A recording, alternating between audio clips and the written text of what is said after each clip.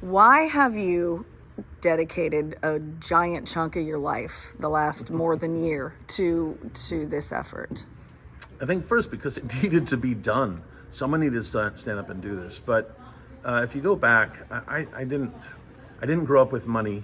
I grew up in a household where if the government would have imposed an additional gas tax on top of us that would have been $200 to $800, it would have hurt. We would have felt it. It would have impacted what we bought for school. It would have impacted our Christmas. And you feel that. And just as we were going around the state talking to people, this cap and trade in particular has really hit people in the pocketbooks. Already, Washington State is an expensive state to do business in.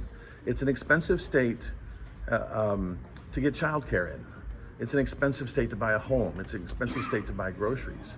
And my first part of this was a pushback against the Olympia, sort of ignoring the impact they were having on the average commuter.